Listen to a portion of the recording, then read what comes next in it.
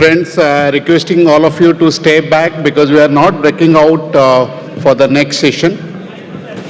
Now, may I request Hariram Agrawal ji? Okay.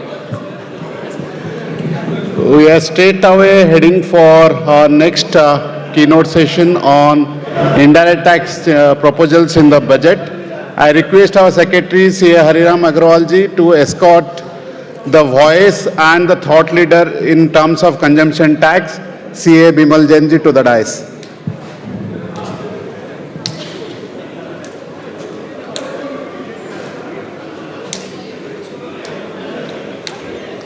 Please welcome C.A. Bimal Jain ji, the thought leader and the voice on consumption tax, with a huge round of applause.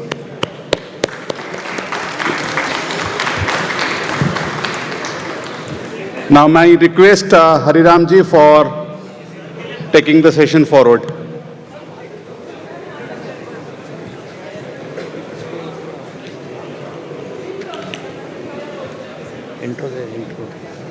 Introduction.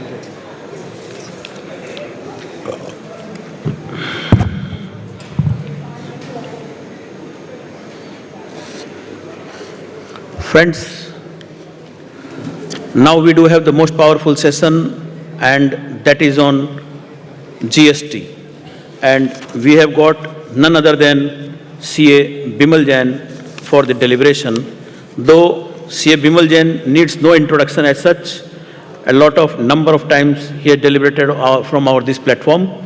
As a ritual, C.A. Bimal Jain, FCA, FCS, LLB, brings 2 decades of rich experience in the field of indirect taxation, comprising GST, excise customs, service tax. He is founder of A to Z Tax Corp LLP, a reputed consultancy litigation firm, and widely acknowledged as a leading GST expert, author, trainer, and conducted hundreds of workshops, webinars, and policy dialogues across the country. C.A. Bimal Jain actively contributes to the professional community through his involvement in various committees, including indirect committees of the ICI, ICSI, PhD, CCI, SOCM, and FICCI. He is a regular voice in media and professional publication. He is highly regarded for his ability to simplify complex GST laws and provide practical insight into compliance and policy interpretation. May I request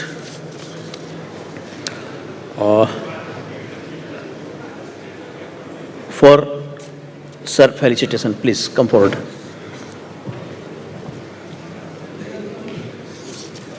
II. Yeah, thank you very much. Coming, sir.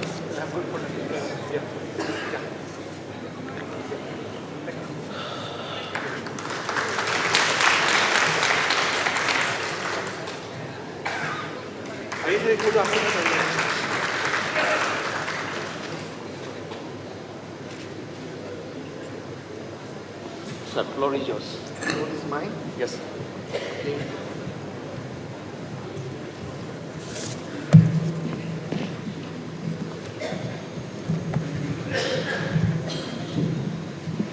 Hello.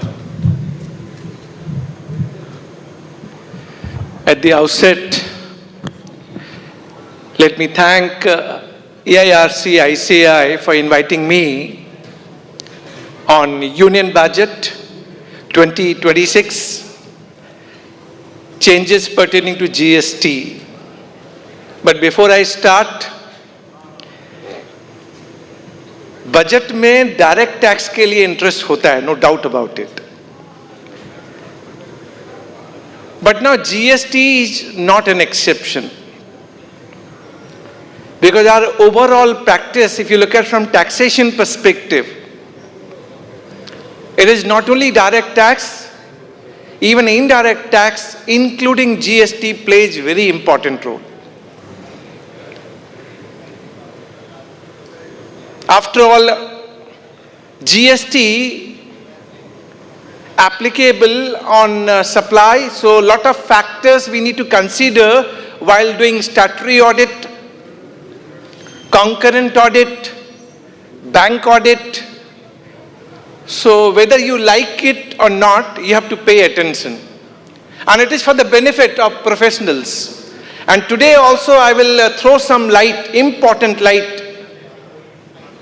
Sir, someone is speaking in the auditorium. He need to stop. Yeah.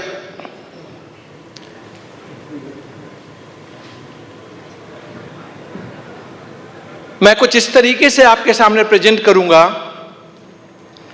कि आपको अच्छा भी लगे, practical भी हो और आपकी समझ में आए।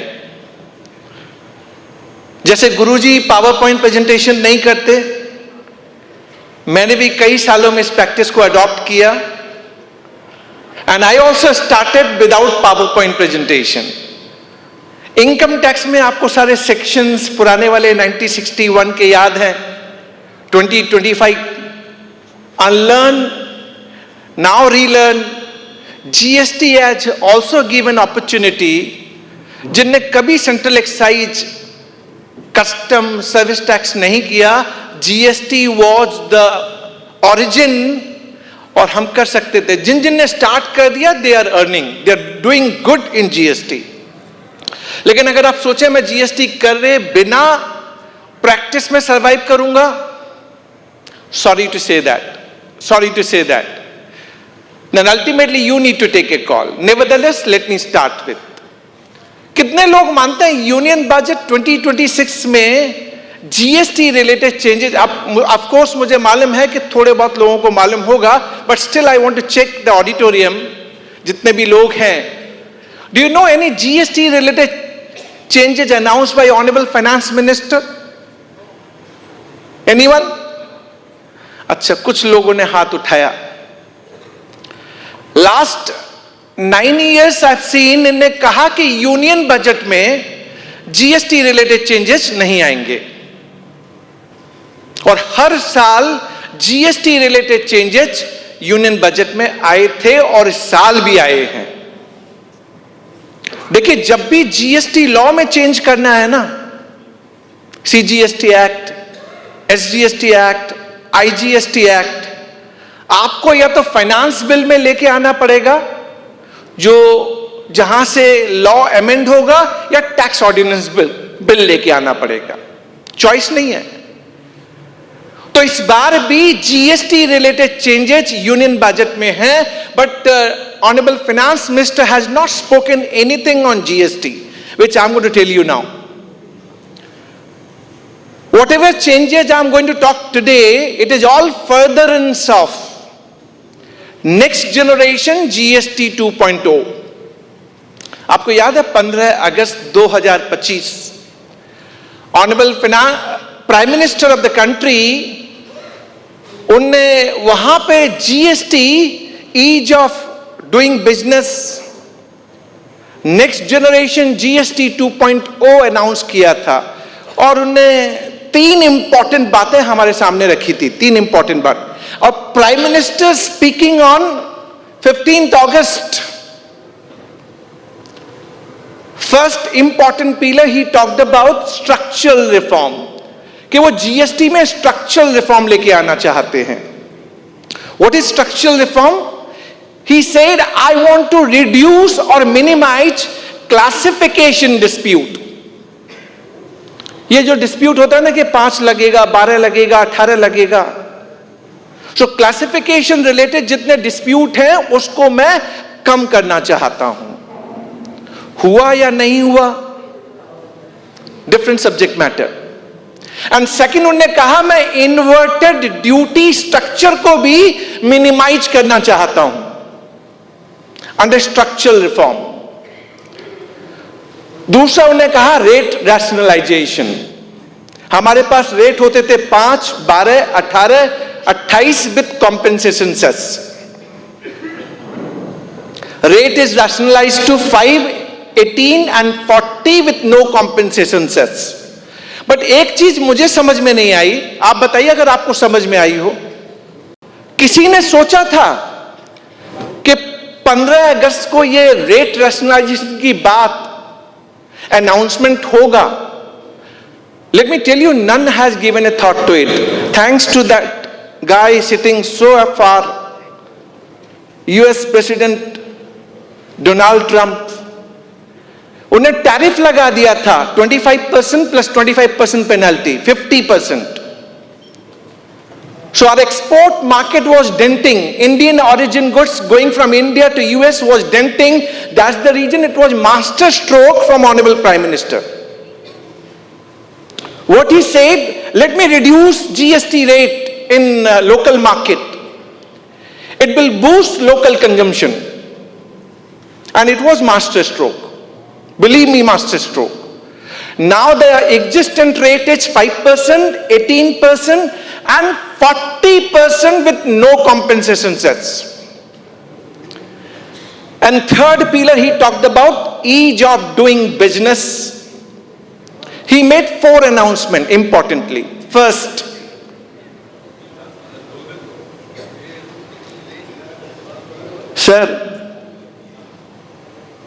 Sir, anyone speaking on mobile, can I request? Yeah.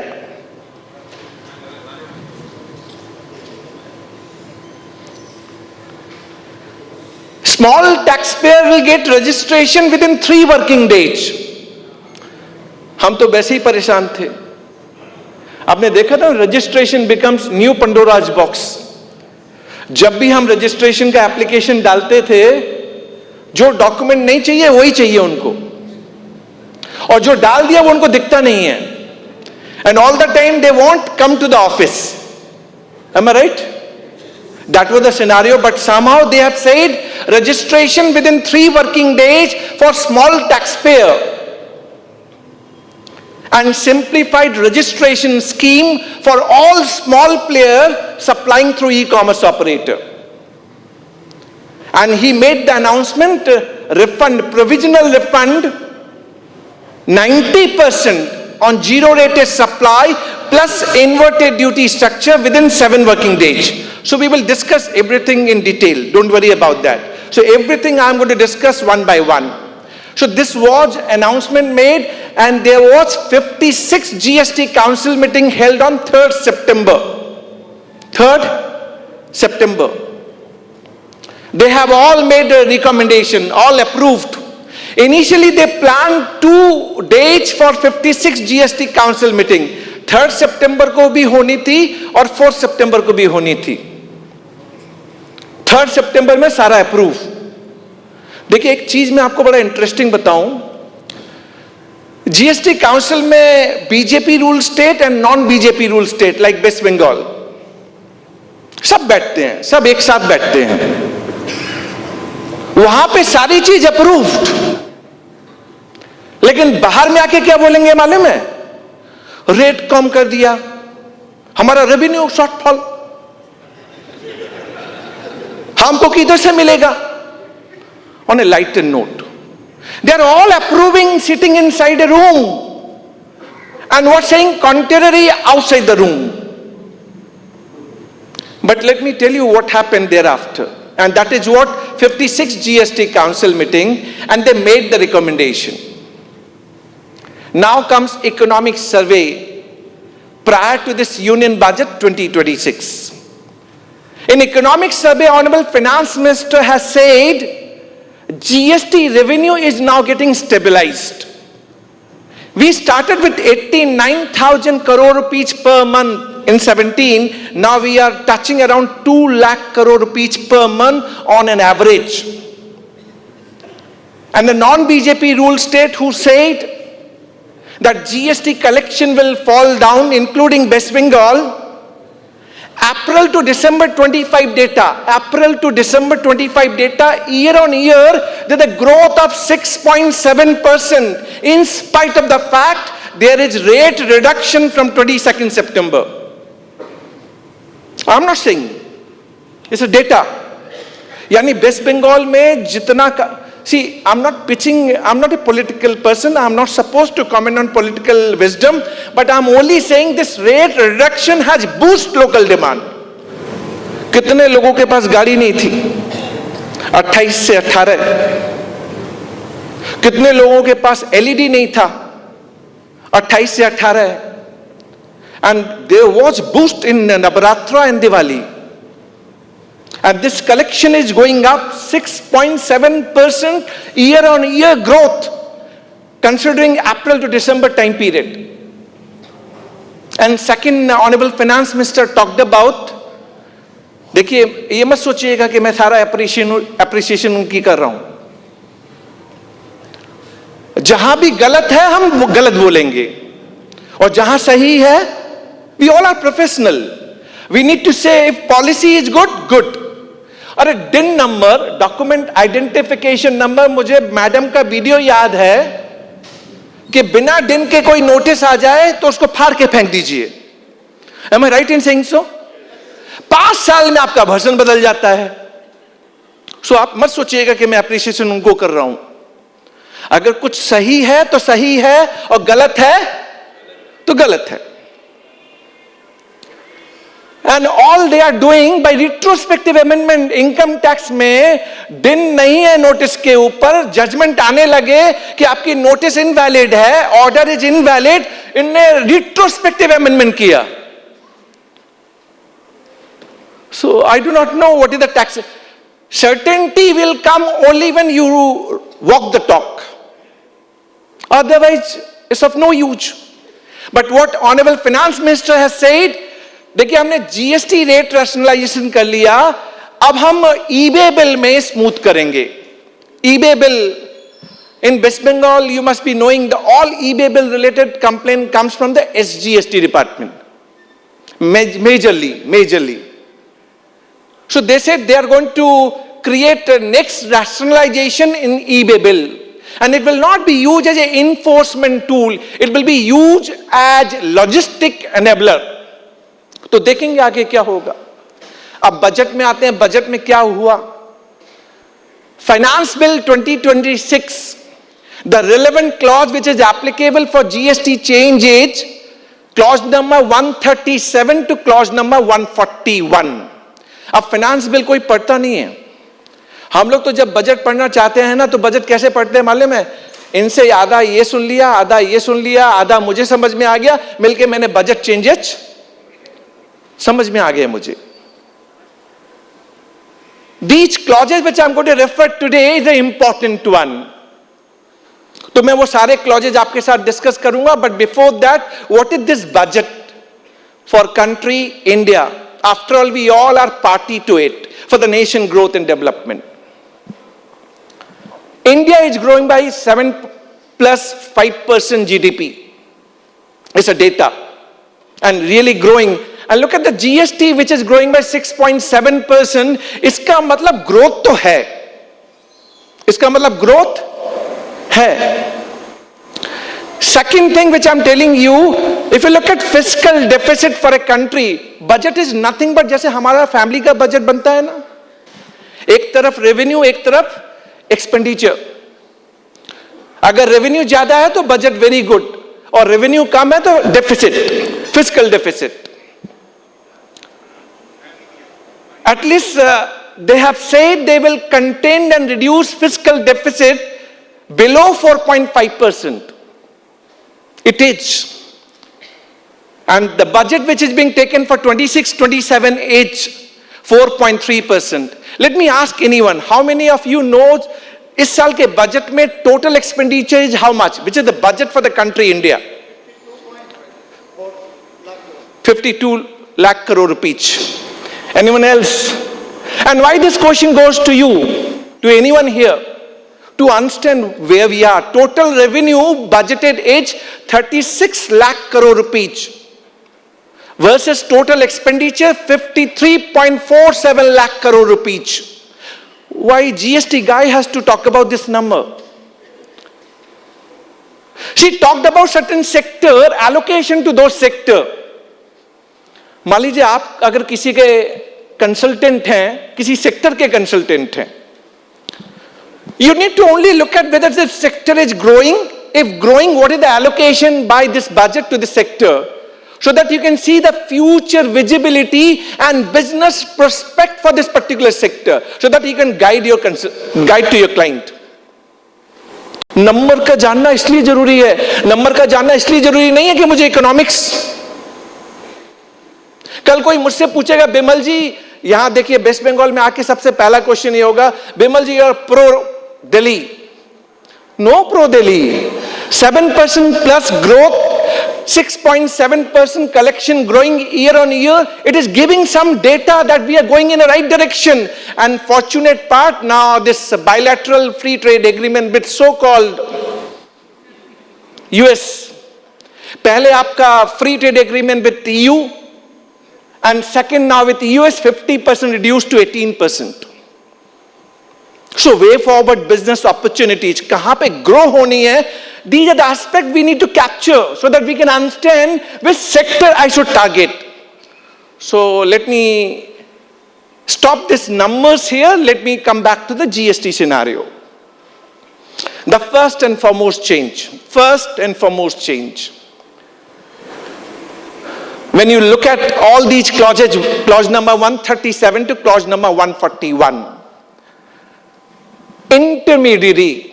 There's a concept called intermediary in GST. They have said it is going to be omitted. अगर मैं इतना बोलूंगा तो आपको समझ में नहीं आएगा कि इसका रिपरकेशन क्या है, इसकी रेमिफिकेशन क्या है, आपको समझ में नहीं आएगा. Let's take an example and then you decide, you try to answer it कि क्या होना चाहिए. So are you all ready? Are you all ready? देखिए मुझे आपका साथ क्यों चाहिए मालूम है? ऑनरेबल फाइनेंस मिनिस्टर ने भी कहा इस बार का बजट सबका साथ, और मुझे भी अपने डेलीब्रेशन में आपका साथ चाहिए. तो आप देंगे? दादा देंगे? See, intermediary, now they are saying definition going to be omitted. I will give you one practical example so that हम discuss कर सकें. Let's say you all are registered in Calcutta. You all are, balcony में जो बैठे हैं, जो नीचे बैठे हैं, you all are registered in Calcutta. You are being approached by Australian university, and they want you कि जो ऑस्ट्रेलियन यूनिवर्सिटी में जितने प्रोग्राम उनके चलते हैं उसकी आप मार्केटिंग कीजिए. You do seminar, conference, roadshow, counseling to the Indian student so that they can take admission in Australian university. Right? Let's say you're doing these programs and counseling at Calcutta to 1 lakh student and multiple program. And your success ratio is only 1,000 student taking admission in Australian university. 1,000 student. On the basis of 1,000 student taking admission in Australian university, you are being paid 10% commission, brokerage, or by whatever name called, by Australian university in convertible foreign exchange. Question is, and which we need to deliberate today, whether your services supplier located in India to Australian university outside India is export of service है या नहीं है. एक minute हम बड़ा deliberately बड़ा अच्छी तरीके से करेंगे जिससे आपको समझ में आ जाए. एक्सपोर्ट के लिए 5 कंडीशन सेटिस्फाई करनी पड़ती हैं under section 2 subsection 6 of IGST act. 5 condition समझ लीजिए, फिर आंसर कीजिएगा जिससे मुझे यह लगे कि हां मेरी ऑडियंस समझ गई है. देखिए जितना डायरेक्ट टैक्स सुनने वाले थे वो तो गुरुजी के साथ चले गए. अब वो होता नहीं है, एक आजकल ना बड़ा नियम है, किसी को श्री कृष्ण अच्छे लगते हैं, किसी को श्री राम अच्छे लगते हैं, लेकिन कोई को दोनों अच्छे लगते हैं. वो शायद हो सकता है बैठे हैं. सो आप उनमें से हैं जो श्री कृष्ण को भी पसंद करते हैं और श्री राम को भी पसंद करते हैं. सर ठीक है, अगर GST नहीं समझेंगे तो कोई फर्क नहीं पड़ता, लेकिन धर्म के लिए तो डायरेक्ट टैक्स भी पढ़ना पड़ेगा और इनडायरेक्ट टैक्स, वरना वो सीए का फाइनल भी पास नहीं होगा। करके दिखा ले, नहीं होगा। नहीं सर, वो तो कर लेंगे आप लोग। ये जीएसटी नहीं पढ़ेंगे तो ऑडिट कैसे होगा, वो तो कर लेंगे, वो तो बहुत सारा रास्ता है, बता दूंगा मैं बाद में। हम लोग बहुत लोग ऐसे ही कर रहे हैं। चलने बदले इस वापस आइए। 5 कंडीशन आपको सेटिस्फाई करनी है। पहली condition, supplier located in India, condition satisfied, से yes. recipient located outside India, satisfied? Perfect. You are being paid in convertible foreign exchange. 3 condition आपने सेटिस्फाई कर ली। चौथी condition, we are not merely establishment of distinct person. Australian university independent, you are independent, then we are not merely establishment of distinct person. 4 condition satisfied.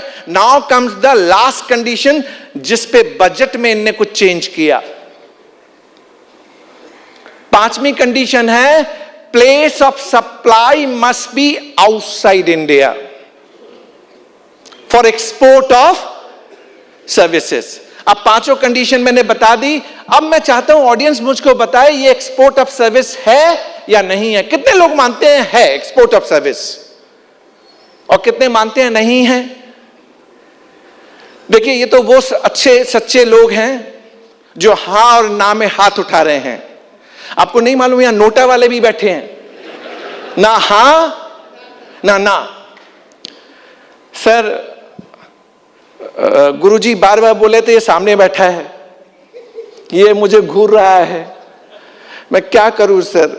कई बार ऐसा होता है कि हम जब किसी चीज को करना चाहते हैं तो समझना चाहते हो तो आपको पार्टिसिपेट करना पड़ेगा, और जब पार्टिसिपेट करते हो तो माइंड में बात रजिस्टर करती है। तो मैं बार बार आपसे यही बोलूंगा, ऊपर बैल्कनी में भी जो बैठे हैं थोड़े बहुत श्री राम और श्री कृष्णा दोनों के भक्त, डायरेक्ट टैक्स और इनडायरेक्ट टैक्स, पार्टिसिपेट जरूर कीजिए।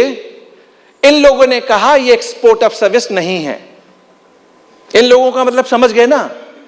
इन लोगों ने कहा ये एक्सपोर्ट ऑफ सर्विस क्यों नहीं है। उनने रीजन दिया कि बिमल जी, अगर आप इंटरमीडियरी हैं, आप अगर इंटरमीडियरी हैं तो आपकी प्लेस ऑफ सप्लाई होगी location of supplier, location of which is Calcutta. और एक्सपोर्ट के लिए क्या होना चाहिए? ऑस्ट्रेलिया। इसलिए एक्सपोर्ट ऑफ सर्विस नहीं है।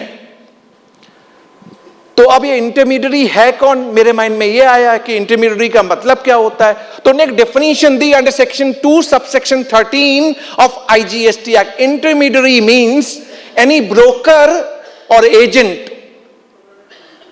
or any other person who arranges or facilitate supply of goods or services or both between 2 or more person।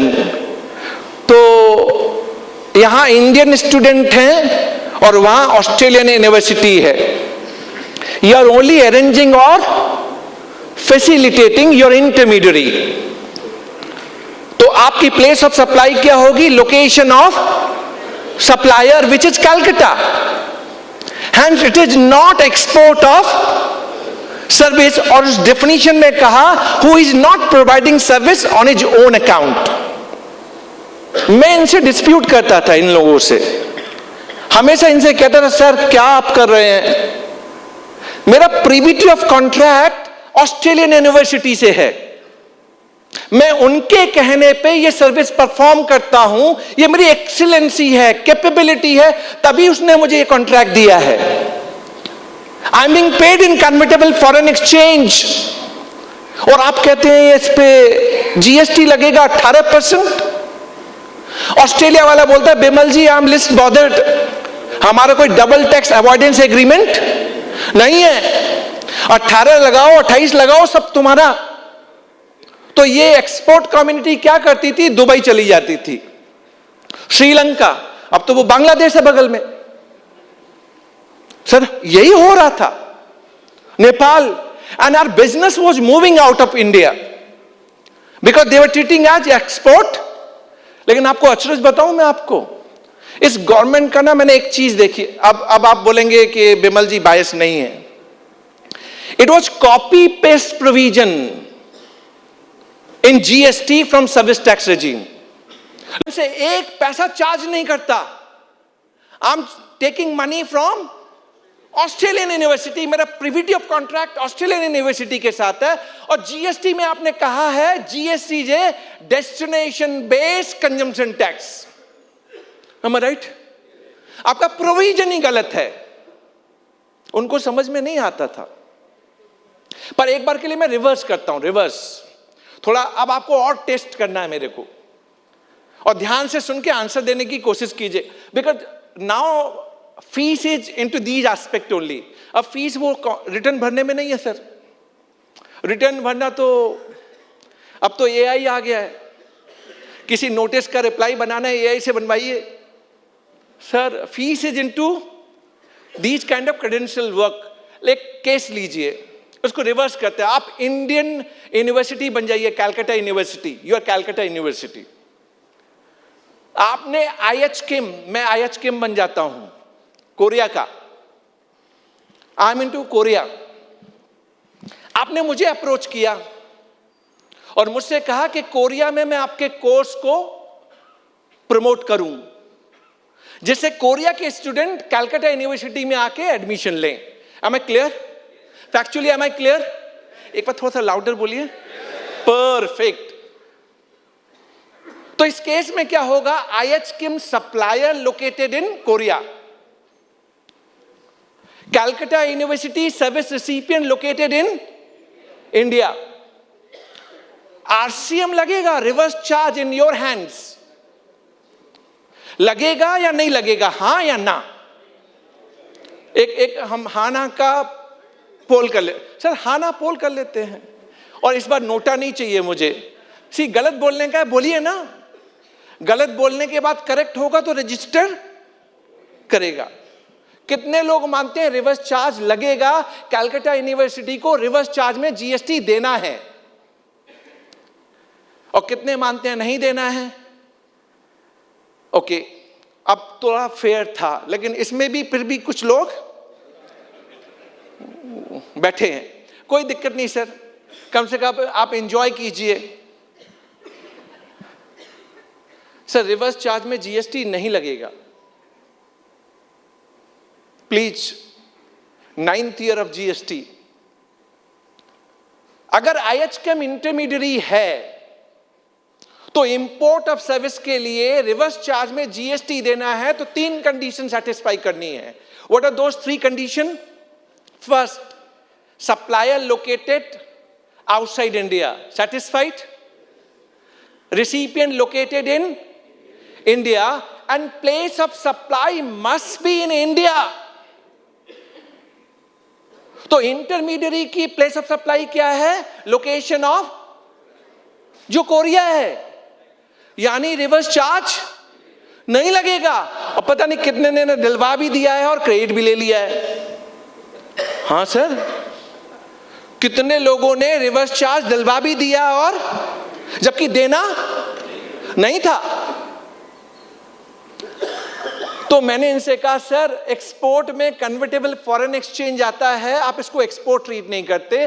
18% GST और रिवर्स चार्ज में मेरा कन्वर्टेबल फॉरेन एक्सचेंज बाहर जा रहा है और जीएसटी. आपका क्या पॉलिसी है सर? क्या करते हैं? और आपको तो ताई जी के बारे में मालूम है ना. लेडी लोग बहुत डिफिकल्ट हैं. इधर भी कम थोड़ी है दीदी. सर वो बहुत डिफिकल्ट है इन लोग को संभालना. लाइटर नोट पे सर, कोई बुरा नहीं, यहाँ कई लेडी लोग भी बैठी, बोले चलिए सर आपको बाहर बताते हैं. वो आज ऐसे ही हुआ ना पार्लियामेंट में. आज ही हुआ? आज हुआ कल हुआ? अच्छा ठीक है, कल हुआ. वापस आते हैं. सो मैंने इनसे कहा sir export convertible foreign exchange India में आता है, आप इनको एक्सपोर्ट ट्रीट नहीं करते और रिवर्स चार्ज में कन्वर्टेबल फॉरेन एक्सचेंज बाहर जा रहा है और जीएसटी. क्या गवर्नमेंट पॉलिसी है आपका? और ये लोग इंटरमीडियरी नहीं है sir. They are providing their services on their own behalf. एक जजमेंट बताता हूं दिल्ली हाई कोर्ट का, global opportunities limited, they were counselling on behalf of foreign university to Indian student, same pari materia जो मैंने आपसे बताया। डिपार्टमेंट ने कहा इंटरमीडिएट है, एक्सपोर्ट नहीं है। दिल्ली हाई कोर्ट ने जीएसटी में जजमेंट दिया, it is export of services. They relied on Vodafone India limited, they relied on ENY, Ernst & Young Limited, and said export of services, even though intermediary के provision में export treat नहीं होगा। Revenue रुकता कहाँ है? Revenue filed SLP in Supreme Court, and that got dismissed. Supreme Court is not inclined to interfere, but merit पे कोई argument नहीं हुआ, but their SLP got dismissed. तो अब fortunate part क्या हुआ वो सुन लीजिए, इस बजट में क्या हुआ। इसलिए आपको ये बजट सुनना जरूरी है। एक लाइन में बोलूंगा तो आपकी समझ में नहीं आएगा, लेकिन इंटरेस्टिंग है इसलिए सुनिए। इनने कहा वे इंटरमीडियरी का जो प्लेस ऑफ सप्लाई है ना, location of supplier under section 13 subsection 8 clause B now going to be omitted. अगर ऑमिट हो गया तो अब प्लेस ऑफ सप्लाई क्या होगा? Under section 13 subsection 2 default rule IGST act, location of recipient. Am I clear? Location of, तो अब जो पहला ट्रांजैक्शन था वो एक्सपोर्ट हो गया या नहीं हो गया? हो गया ना? परफेक्ट, आप लोग कितने समझदार हैं। बट अब आपका नेक्स्ट क्वेश्चन आएगा, बिमल जी ये प्रोस्पेक्टिव है यार रेट्रोस्पेक्टिव है? तो कितने लोगों को है सर? सर मैं तो पूछ रहा हूं आपसे। अच्छा सर बोले यहीं से मालूम पड़ जाए। अच्छा प्रोस्पेक्टिव है या रिट्रोस्पेक्टिव है? Sir prospective is not retrospective. तो आपको घबराना है क्या सर? ओ सर आप पहली वाली रो पे क्यों बैठे हैं मालूम है? अपील में है उनका केस, प्रॉपर समझ में। सर इट इज ऑलवेज, जब भी आप कोई क्लेरिफिकेटरी चेंज को लेके आते हैं और जिस पे पास्ट में दिल्ली हाई कोर्ट का जजमेंट मैंने कोट किया, global opportunities limited relying on Vodafone India and Ernst and young, it is export of services. रहने दीजिए लिटिगेशन में है तो, पर इन्हें रिट्रोस्पेक्टिव नहीं किया। अब रिट्रोस्पेक्टिव नहीं किया तो एक चीज मुझे आपसे सबसे डिस्कस करनी है, रिट्रोस्पेक्टिव सही था? अगर मान लो रिट्रोस्पेक्टिव कर देते तो सही था या गलत था? सर सही या गलत? अभी आपके वर्सन बदलेंगे, अभी आपके वर्सन बदलेंगे। अगर इनने रिट्रोस्पेक्टिव कर दिया होता तो जितनी कैलकाटा यूनिवर्सिटी का जो एग्जाम्पल मैंने आपके केस में लिया, उन सब में पुरानी लायबिलिटी रिवर्स चार्ज में एप्लीकेबल हो जाती। और ये कैसे लायबिलिटी कैसे मांगते हैं मालूम है ये लोग? इनको सिंपल, अगर टैक्स पेयर से गलती हो जाए तो fraud, wilful misstatement, separation of fact, interest 18% per annum, that is how they demand. So ये वाला बड़ा ट्रिकी पॉइंट है, एक के लिए अच्छा है और एक के लिए खराब है। पर चूंकि मैंने रिट्रोस्पेक्टिव की बात करी है, अभी मैंने दिन में भी आपसे डिस्कस किया इनकम टैक्स का। मैं भी आजकल इनकम टैक्स बहुत ध्यान से सुनने लगा हूं। मतलब पहला मौका है यार, सिर्फ सेक्शन ही तो बदले हैं, 61 के सेक्शन 2025 में बदले हैं। बिमल तू इनकम टैक्स में भी आजमा। Sir I am telling you this is sometime comes as a fortune blessing. अगर आपने प्रॉपरली कभी पास्ट में नहीं किया और आप नया कुछ स्टार्ट करना चाहते हैं तो न्यू प्लेट। 1961 तो आपको अनलर्न करना ही पड़ेगा, कोई चॉइस, हाँ बेसिस आपको मिल जाएगा। बट जिसने कभी कुछ नहीं किया उसके लिए तो 25 1 अप्रैल 26 से आने वाला है। It's opening window. But retrospective पे एक डिस्कशन करना है आपसे। आपको याद है पिछली साल बजट में, पिछली साल 25 बजट में एक प्रोविजन होता था सफारी रिट्रीट का जजमेंट, सफारी रिट्रीट कितने लोगों को एक बार ऑनेस्टली हाथ उठाइएगा, सफारी रिट्रीट। अच्छा जिनने ऊपर में सर, हाँ सर मैं आपसे भी बोल रहा हूं सर, ऊपर वाले बालकनी वाले सोचे नहीं नहीं हम तो स्पेशल हैं सर, मेरे साथ है ना आप लोग, पक्का सर बिल्कुल मजा आएगा, नहीं मजा आया ना तो पैसा वापस। कौन देगा मालूम है? वो भाग गया सब लोग। On A lighter note, on A lighter note sir पिछली बार बजट में क्या आया मालूम है? जैसे सफारी रिट्रीट में क्या था, थोड़ा सा इंटरेस्टिंग है, समझने में आपको अच्छा लगेगा। मैं मॉल का कंस्ट्रक्शन करवा रहा हूं, मॉल का। तो मॉल में जो सीमेंट आयरन स्टील लगता है, सर्विस हम लेते हैं, तो उस पर जीएसटी लग के आता है मेरे पास। So construction of mall which is a immovable property, credit मिलेगा या नहीं मिलेगा? यही सफारी रिट्रीट था। तो आप लोग अप्लाई कर लीजिए अपना mind under section 17 subsection 5 clause D and clause C.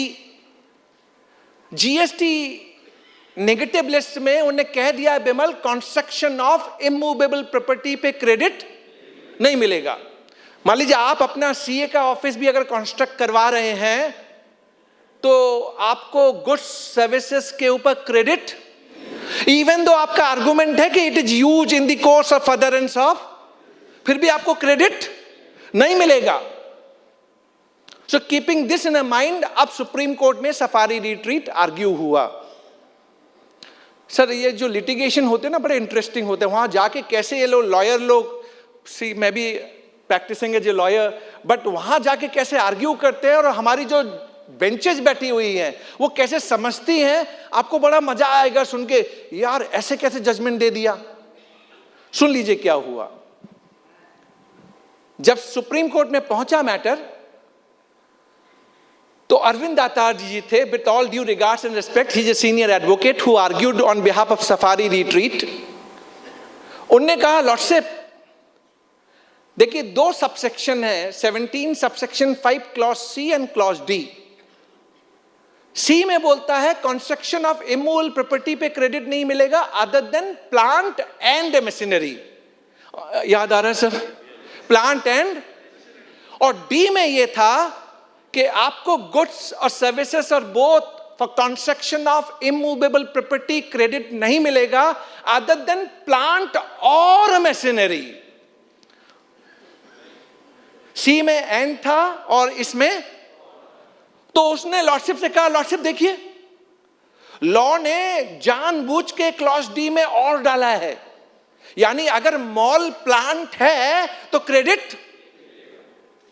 Arvind Datar ji with all regards respect to him, lordship ने पूछा अच्छा प्लांट जीएसटी लॉ में डिफाइंड है क्या? तो अरविंद जी ने कहा नहीं प्लांट तो डिफाइंड नहीं है। क्या डिफाइंड है? Plant and machinery. तो अरविंद दाता जी ने एक इनकम टैक्स का जजमेंट, मैं वही बोल रहा हूं, अब डायरेक्ट टैक्स भी आपको पढ़ना पड़ेगा। अगर आप सोचे जीएसटी बिना डायरेक्ट टैक्स या डायरेक्ट टैक्स बिना जीएसटी, नहीं हो सकता सर। अरविंद दाता जी ने एक सुप्रीम कोर्ट का जजमेंट है Taj Mahal hotel limited, income tax का, कोटेड बिफोर लॉर्डशिप। उसमें plant is defined, plant means mall, warehouse और any other building except cinema hall and theatre. Lordship plant means mall, income tax judgment Supreme Court. So if mall is functional as a plant तो credit, और हमारे lordship साहब ने पूरा judgement favourable, अगर mall plant है तो credit मिल जाएगा। तो मैंने आपको सबसे पहले ये समझाया कि देखिए आजकल जीएसटी नया है तो ज्यूरिस्प्रूडेंस कैसे डेवलप, यानी लॉर्डशिप को भी वहां पे इनकम टैक्स का जजमेंट रिलाई करना पड़ा, जबकि उनको, मैंने सोचा था कि यार प्लांट में मॉल को डालता है लेकिन होटल को तो डालता नहीं है।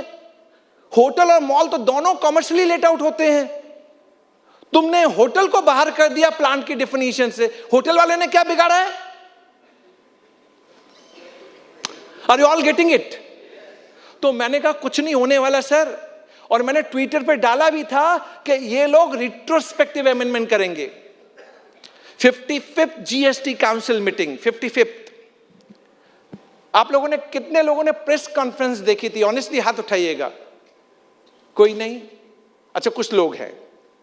CBIC, then CBIC chairperson Sanjay Agarwal ji आए, आके क्या बोलते हैं मालूम है? हमसे गलती हो गई है। तो मुझे लगा यार पहली बार कोई सीबीआईसी चेयरपर्सन लेवल पे कहता है मुझसे क्लरिकल एरर हो गया, क्लरिकल एरर। तो मैंने ही मन ही मन सोचा यार हम भी तो करते हैं, और हमारे केस में कौन सा सेक्शन है? 74, fraud, wilful misstatement, separation of, और इनने क्लरिकल एरर किया। और फिर क्या बोलते हैं मालूम है?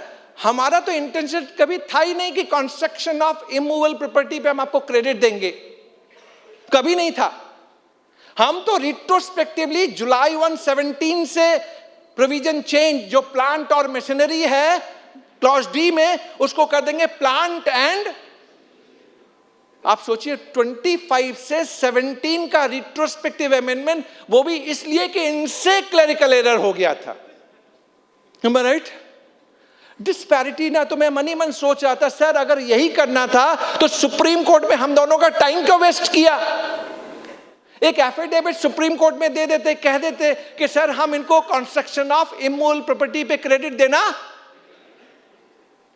अब मैं आपको क्रेडिट लेके दिखाता हूं, उसी मॉल पे, जिस मॉल पे इतना डिस्प्यूट हुआ।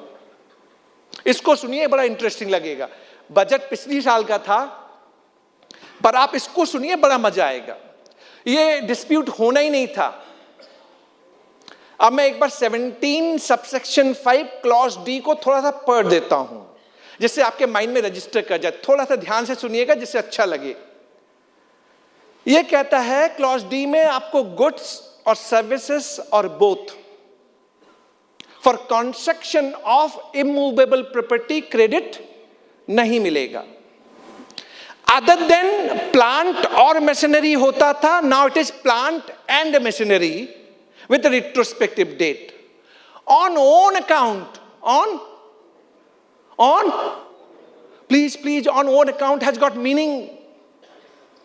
Please, now listen, अब मैं बताता हूं on account का मतलब क्या है। और मैं नहीं कह रहा, इस सफारी रिट्रीट का जजमेंट पैरा 32 आप पढ़िएगा घर जाके कभी भी, तब आपको मालूम पड़ेगा। वो क्या बोलता है मालूम है? ऑन ओन अकाउंट का मतलब है जब आप अपने लिए कंस्ट्रक्शन करवा रहे हैं। Mall construction for third party,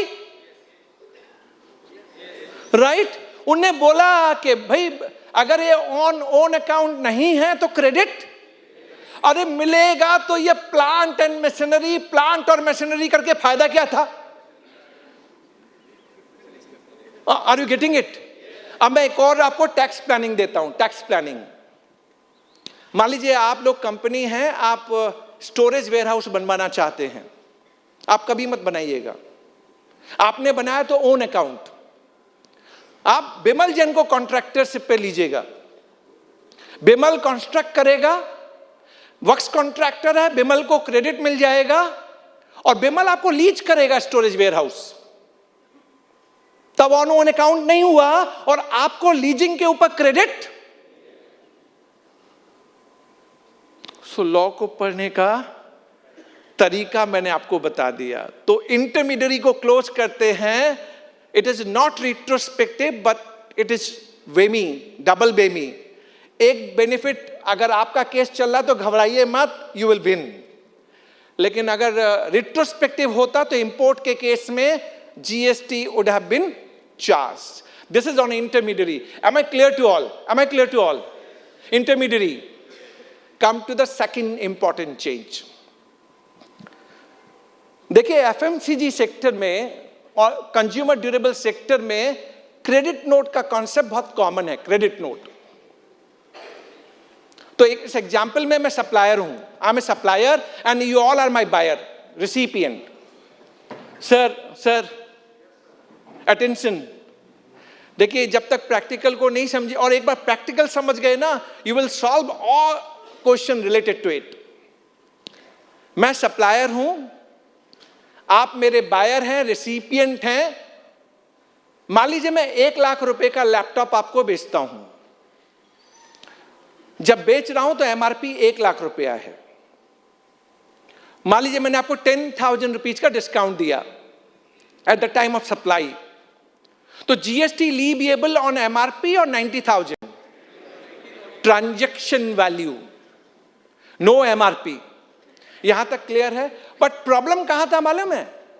post supply discount or incentive.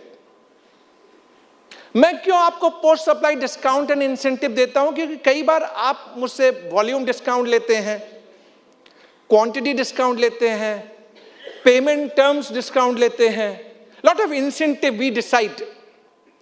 तो मैं क्रेडिट नोट इशू करता हूं आपको, क्रेडिट नोट। तो क्रेडिट नोट का कैसे मैकेनिज्म है जीएसटी में, ध्यान से सुनिए। मान लीजिए मैं 10 रुपए का, पहले मैंने 100 रुपए की सप्लाई की थी, 18% जीएसटी चार्ज किया, 18 रुपीज की क्रेडिट आप सबके पास आ गई, सबके पास आ गई।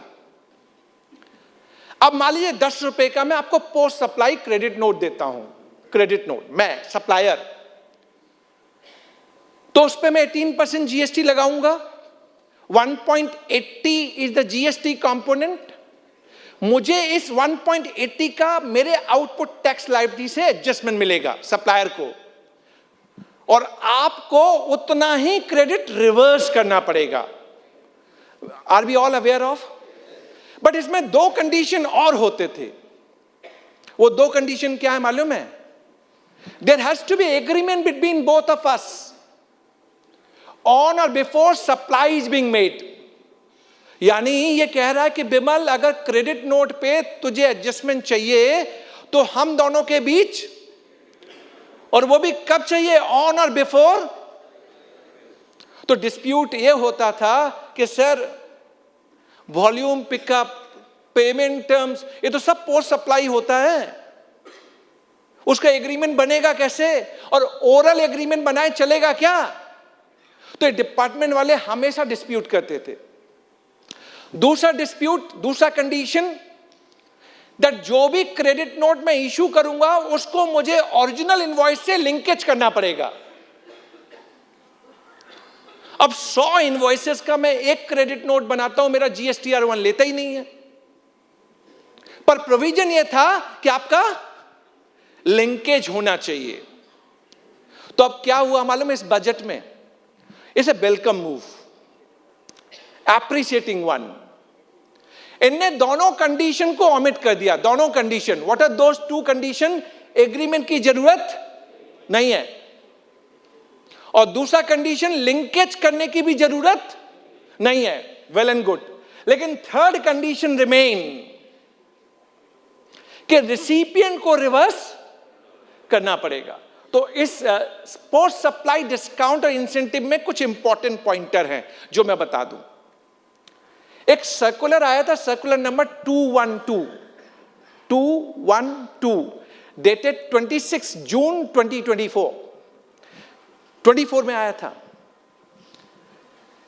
पहले ना हमारे पास कोई विंडो ही नहीं होती थी और डिपार्टमेंट हमेशा डिस्प्यूट करता था बिमल जैन के एंड पे, सप्लायर के एंड पे, कि बिमल जी आपको अगर 1 रुपए 80 पैसे का एडजस्टमेंट चाहिए ना, आप मुझे पहले यह प्रूव करके दिखाओ कि रिसिपिएंट ने ITC reverse show cause notice देते थे ना ये लोग। अब मैं कैसे जाके बताऊं कि इसने रिवर्स किया है या? हम सब परेशान थे, सब परेशान थे। इन महारथी लोगों ने एक सर्कुलर इशू किया 212, याद रखिएगा, that is great help for the past period, dated 26 of June 2024। उस सर्कुलर में इन्होंने लिखा, बिमल जी कोई दिक्कत नहीं, अगर आपके पास कुछ नहीं है तो आप रिसिपिएंट के चार्टर्ड अकाउंटेंट या कॉस्ट अकाउंटेंट आपके, अगर 5 लाख रुपए से ज्यादा का टैक्स कंपोनेंट है तो उस सीए सीएमए से सर्टिफिकेट ले लीजिए, ये कहते हुए कि रिसिपिएंट ने रिवर्स कर दिया, तो हम आपको बेनिफिट दे देंगे। अगर 5 लाख रुपए से नीचे है तो रिसिपिएंट से सर्टिफिकेट लेके आ जाइए। This is for the past period. अब इनने 56 जीएसटी काउंसिल मीटिंग में रिकमेंडेशन किया कि एग्रीमेंट की जरूरत नहीं है, लिंकेज की जरूरत नहीं है, तो 2 सर्कुलर इशू किए सर, 2 सर्कुलर। पहला सर्कुलर 253 डेटेड 1 अक्टूबर 2025, बजट से कोई लेना देना नहीं है, बट बजट के चेंज का पिछले सर्कुलर से लेना देना है। तो कई बार आप बजट सुन रहे हैं लेकिन आपको सर्कुलर नहीं मालूम है, तो आप इसको सॉल्व नहीं कर पाएंगे। ये हमारा जीएसटी ना एकदम वो सांप सीढ़ी वाला खेल है, आपको सारे विंडो मालूम होने चाहिए। उन्होंने कहा बिमल जी आपका सर्कुलर नंबर 212 ओमिटेड, खत्म, अब नहीं चलेगा। 1 अक्टूबर 25 से उन्होंने कहा नहीं चलेगा। क्यों कहा मालूम है? अब एक सिस्टम आ गया है आईएमएस, इनवॉइस मैनेजमेंट सिस्टम। आप लोगों ने नाम सुना है? इज इट ओके, गुड, अच्छा है, बेकार है? सर किसी ने कहा बेकार है। उन्हें बेकार क्यों कहा मालूम है? उनका दर्द बोला है भीतर से, काम बढ़ गया लेकिन फीस नहीं बढ़ी। और हमारे गुरुजी भी बता के जा रहे थे, इनको मालूम पड़ा कि भैया ये जुलाई के बाद अगस्त में भी फंसाना है, इसको सितंबर में भी फंसाना है, तो इन लोग सारा हमारी व्यवस्था करके जाते हैं। सर हमने तो पता नहीं सीए किया ही क्यों था। हमें सच में जब फाइनल एग्जाम देके आया था ना, तो मैं सोच के आया था अब बुक से हाथ नहीं लगाऊंगा, पर वो कसम खा के बैठी थी कि मैं तुझे छोड़ूंगी नहीं। सर बिना पढ़ाई लिखाई के हमारा आगे का विंडो नहीं है sir. So even though union budget में चेंज हुआ, लेकिन हैज गॉट रेफरेंस, ये रेफरेंस को मैं कनेक्ट करने की कोशिश करूं। उन्होंने कहा सर्कुलर नंबर 212 ओमिटेड, तो आपके माइंड में क्वेश्चन आएगा कि बिमल जी ऑमिट हो गया, इसका मतलब पास्ट में मैं अब नहीं कर सकता वो CA/CMA सर्टिफिकेट? बिल्कुल कर सकते हैं for the past period, but October 25 से आईएमएस कंपलसरी हो गया है। अब आईएमएस क्या मालूम है? मैं सप्लायर हूं, मैं आपको क्रेडिट नोट इशू करूंगा, क्रेडिट नोट मैं आपको इशू करूंगा, तो आपको या तो एक्सेप्ट करना पड़ेगा या रिजेक्ट करना पड़ेगा, या pending only for 1 tax period, pending only 1 tax period. Accept करने का मतलब क्या हुआ मालूम है? मुझे एडजस्टमेंट मिल जाएगा और आपकी क्रेडिट ऑटो रिवर्स हो जाएगी। आपने देखा है सर आईएमएस? सो यानी अब ये ऑटो हो रहा है, तो यानी आपको अब CA/CMA सर्टिफिकेट लेने की जरूरत, that is the reason this circular number 212 got omitted. अब एक सर्कुलर जो इंपॉर्टेंट है इससे रिलेटेड, उसको ध्यान रखिए। सर्कुलर नंबर 251 डेटेड 12 सितंबर 2025। इसमें 3 इशू इन्हें रिजॉल्व किए हैं, 3 इशू। इसको ध्यान से सुनिए क्योंकि ये इंपॉर्टेंट है। हमने इनसे कहा सर जीएसटी में credit note comes with lot many conditions, GST में, एंड जीएसटी में credit note has got time limitation 30th November of succeeding financial year. Otherwise आप जीएसटी में क्रेडिट नोट इशू, हमने कहा सर हम लोग ना कई बार फाइनेंशियल क्रेडिट नोट या कॉमर्शियल क्रेडिट नोट इशू करते हैं, सप्लायर इशू करता है। आपने कोई माइलस्टोन अचीव किया तो मैं जीएसटी में नहीं इशू कर रहा, मैं जीएसटी चार्ज ही नहीं कर रहा क्रेडिट नोट पे, मैं तो फाइनेंशियल क्रेडिट नोट दे रहा हूं आपको 10 रुपए का। मेरा क्वेश्चन था क्या मैं इशू कर सकता हूं, और दूसरा क्वेश्चन यह था जो डिपार्टमेंट डिस्प्यूट करता था कि आपने 100 रुपए का परचेज किया, 10 रुपए का मैंने अगर क्रेडिट नोट, आप फाइनेंशियल क्रेडिट नोट दे दिया तो आप मुझे 90 रुपए देते थे, 10 रुपया तो आपने दिया ही नहीं। रिसिपिएंट फेल्स टू पे, तो डिपार्टमेंट आपसे बोलता था कि आपने 10 रुपया दिया नहीं है तो credit, am I clear? 251 circular number now showing and telling you, Bimal ji आपकी बात हमने मान ली। क्या मानी मालूम है?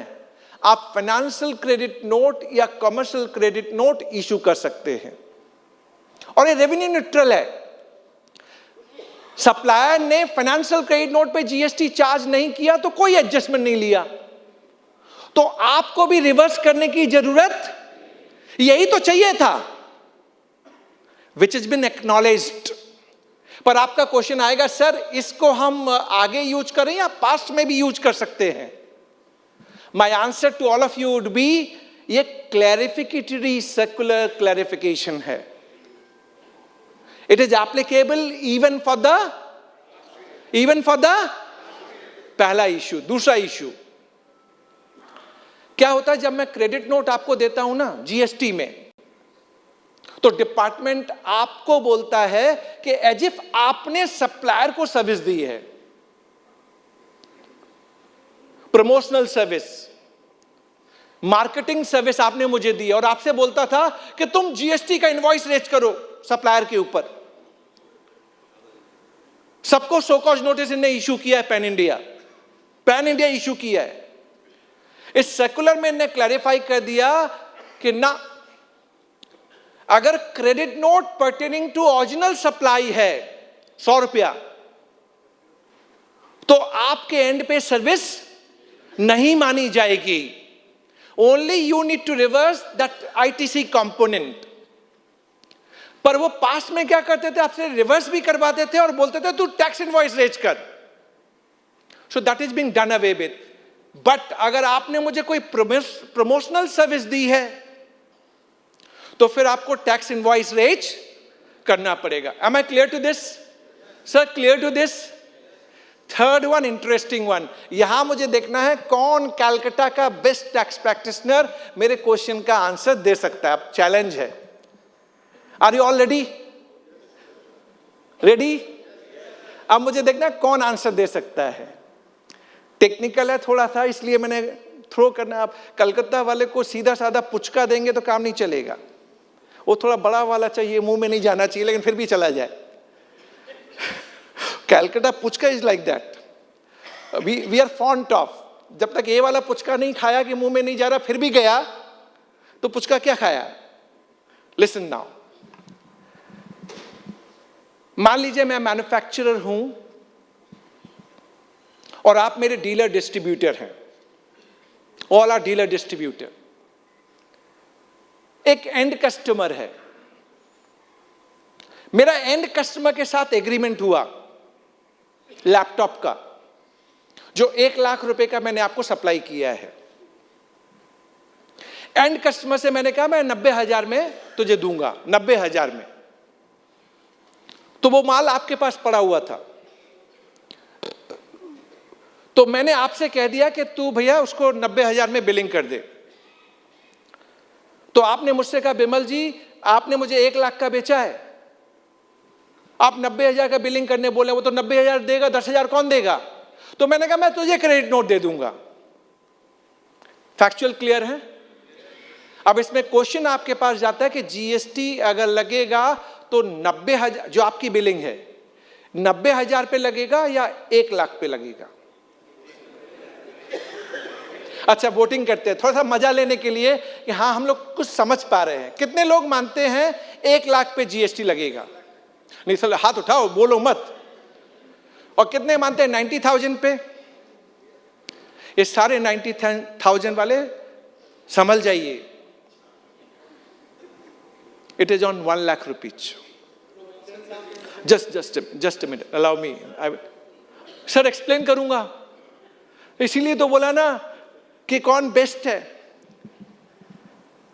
जब एग्रीमेंट हुआ ना, तो कंसिडरेशन की डेफिनेशन है section 2 subsection 31 of CGST act. Consideration can be paid by the buyer or by any other person.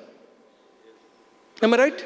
So 90,000 paid by the buyer and 10,000 funded by the manufacturer under an agreement with the end customer.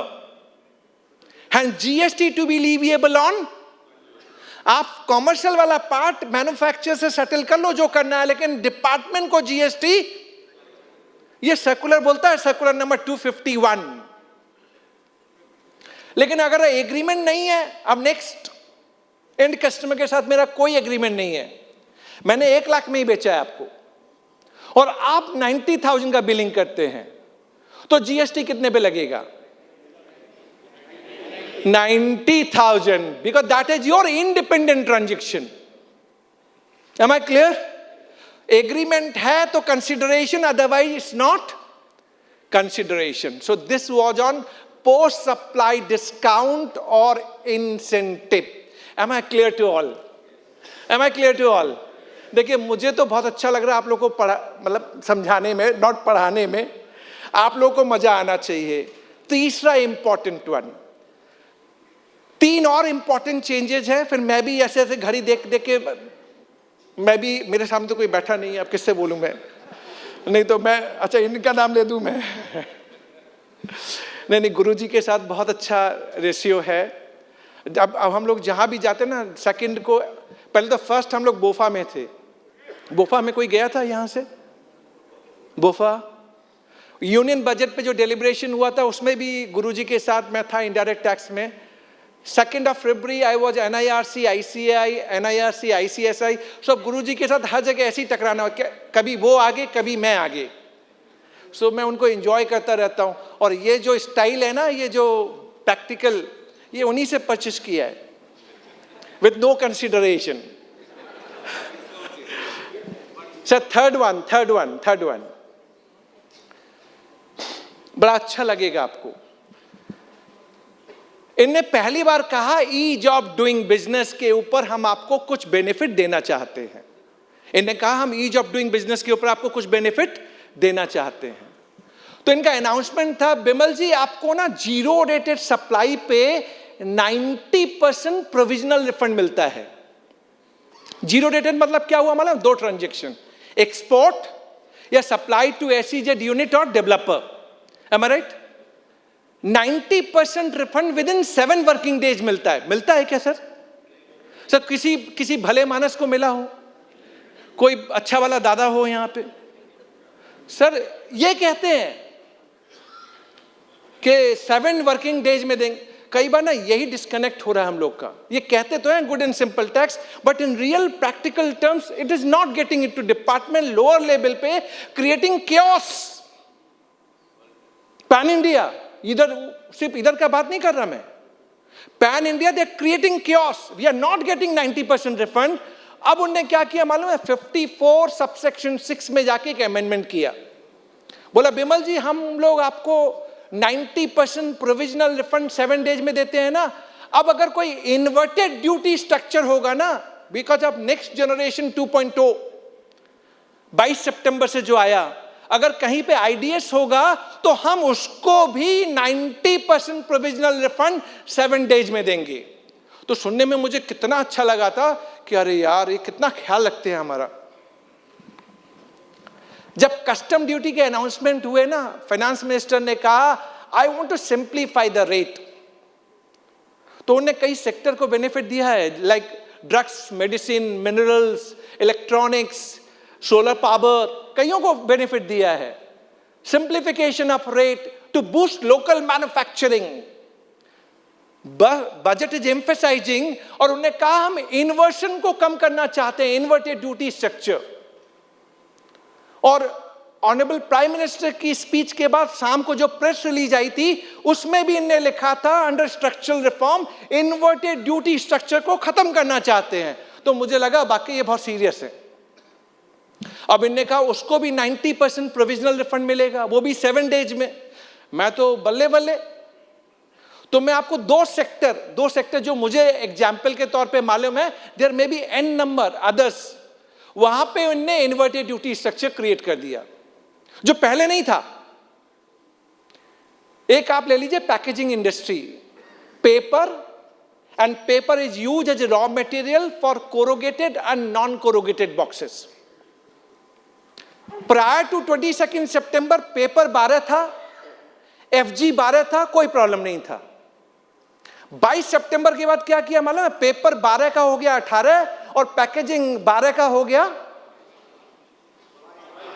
5. यानी आपका accumulation होगा. Accumulation में भी अब 3 point है. Accumulation on account of input, accumulation on account of input services, accumulation on account of capital goods. So inverted duty structure में किस चीज का रिफंड मिलता है? Input. No input service. VKC footstep, supreme court judgment. So मुझे किसका refund मिलता है? अरे टाइम से दे तो दो, मुझे 0 रेटेड का तो मिलता नहीं है। और तुम उसमें जाके चेंज करते हो कि बिमल जी आईडीएस का भी रिफंड 90% 7 वर्किंग डेज में। सुनने में बहुत अच्छा लगता है। कल एक बंदे से बात हो रही थी प्रेजेंटेशन के दौरान, उसने बोला सर वो एल्युमिनियम यूटेंसिल्स है ना, वहां पे भी इनने ऐसा काम किया है। इंगट जो होता है raw material 18% and output is 5%। I am only giving. एक और एग्जांपल टॉय वाला लेता हूं। एक टॉय इंडस्ट्री के बंदे मेरे पास आए, बोले बिमल जी हम लोग फंस गए। बोले क्या हुआ भैया? 22 सितंबर के बाद, सारा 22 सितंबर के बाद हो रहा है। सो जिसको इनने कहा ना नेक्स्ट जनरेशन 2.0, तो उन्होंने बोला सर प्राइम मिनिस्टर साहब बोलते हैं local manufacturing, boost made in India, vocal for local, पर हमको तो प्रैक्टिकल प्रॉब्लम कर दिया इन लोगों ने। मैंने पूछा क्या? बोले सर एक मैनुअल टॉय होता है और एक इलेक्ट्रॉनिक टॉय होता है। इलेक्ट्रॉनिक टॉय 18%, इलेक्ट्रॉनिक समझते हैं ना, बैटरी ऑपरेटेड, और manual which is manual driven 12 का 5 कर दिया। 12 का 5 क्यों किया था? कि मैनुअल टॉय इंडस्ट्री को बूस्ट करना है। तो मैंने कहा तेरे लिए तो अच्छा हो गया यार 5%।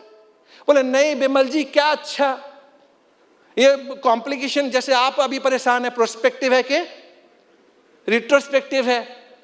वो बोलता है बिमल जी मेरी ट्राईसाइकिल है जो मैनुअल पांव से ही बच्चे को चलानी है, उसमें मैंने छोटा सा म्यूजिक लगा दिया है या लाइट लगा दी है। म्यूजिक क्यों लगा दिया ना, बच्चे लोग टेम्पटेड होते हैं ना बजा के टुंग टुंग टुंग टुंग करना है, या लाइट लगा देते तो थोड़ा टेम्पटेशन बढ़ता है, लगा दिया। डिपार्टमेंट बोलता है इलेक्ट्रॉनिक हो गया। हाँ हाँ, तो मैंने बोला यार ये लोग बोलते हैं क्लासिफिकेशन डिस्प्यूट खत्म करेंगे, ये तो ऐसे ही बढ़ा रहे हैं। सर ये तो एग्जाम्पल लिया मैंने, there may be an number of other example where you will say we all are struggling with, but nevertheless अब इनने जो कहा वो मैं आपसे बोल दूं। इनने कहा ये 90% प्रोविजनल रिफंड देंगे। तो मैंने प्रोविजन जाके ठीक से देखे, पढ़ लिए मैंने प्रोविजन कि भैया देख लो पढ़ लो, कहीं बाकी कह ही रहे हैं लेकिन फिर भी देख लेते हैं। रूल 91 सब रूल 2 मैंने पढ़ा, उसमें क्या बोलता मालूम है? आपको 7 वर्किंग डेज में मिलेंगे from a date of acknowledgement. मैंने बोला ये एक्नॉलेजमेंट देने में 15 दिन, 20 दिन, 30 दिन, 60 दिन, तो 7 डेज कहां से चालू होगा? यानी जब तक आप जाके दादा से मिलके नहीं आएंगे,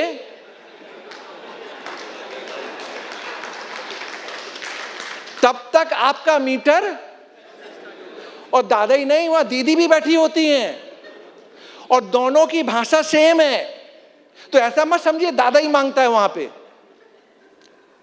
तो यानी अगर आप 7 वर्किंग डेज की बात करते हैं और फिर डेट ऑफ एक्नॉलेजमेंट से करते तो आपने फायदा कहां दिया? फिर मैंने नीचे एक प्रोविजो पढ़ा, प्रोविजो में क्या बोलता है मालूम है? ओहो बिमल ऊपर जो पढ़ा सब भूल जाओ, अगर प्रॉपर ऑफिसर को समझ में नहीं आया ना तो वो तुमको कुछ नहीं देगा, तुम्हारी डिटेल स्क्रूटनी करेगा। तो ये तो सारे केस में यही करने वाले हैं। Are you all getting it? So that is what the challenge all about in provisional refund. Sir अब 1 या 2 आइटम और हैं, मुझे मालूम है सबकी अपनी एजेंसी है, नीड है, लेकिन जितना भी गुरुजी के बाद जीएसटी का जो इंटरेस्टिंग पार्ट मैं कर सकता था मैं कोशिश कर रहा हूं। 2 पॉइंट और हैं, maximum 6:30 we will leave. Is it okay? Is it okay? So 15-20 मिनट से ज्यादा, और मैंने तो बोल दिया आप लोग दोनों श्री कृष्ण एंड श्री राम के भक्त हैं। Separate, 0 rated and IDs.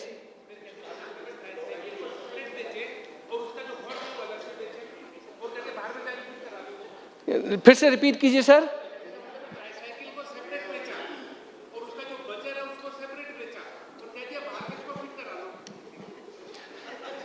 Marwari भाई से बच के रहना है। मारवाड़ी भाई समझ गए ना, बोले कि हमने बेचा तो मैनुअल ट्राईसाइकिल ही था और वो जो 2 आइटम था उसकी अलग बिलिंग कर दी, बाहर में बच्चा बैठा दिया, बोले फिट कर दे रे, बेच बेच। सर जो बड़ा बाजार में होता है ना वो इंडिया में कहीं नहीं होता।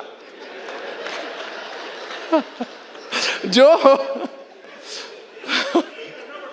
नहीं नहीं नहीं सर, बड़ा बाजार का समोसा जिसने खा लिया ना वो कहीं का नहीं खा सकता, फिर उसको यहीं का सर आपने अच्छा आइडिया दिया है, अगली बार ये लोग आएंगे ना यही बोलने वाला हूं मैं, तो तुम ऐसे करो, लेकिन आप उनको मत बोलिएगा।